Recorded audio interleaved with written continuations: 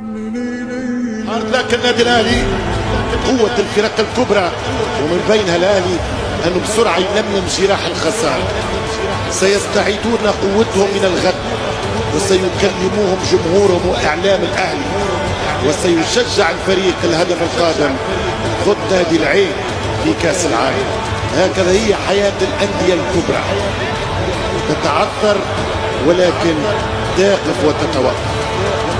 الكرة مستمرة، ألقابها مستمرة، ما زال رقم البطولة أهلاوي ولكن الزمالك يقترب. واقف مصدوم في مرايتي حبايبي ليه قتلوني، في حكايتي بحاول أخبي دموعي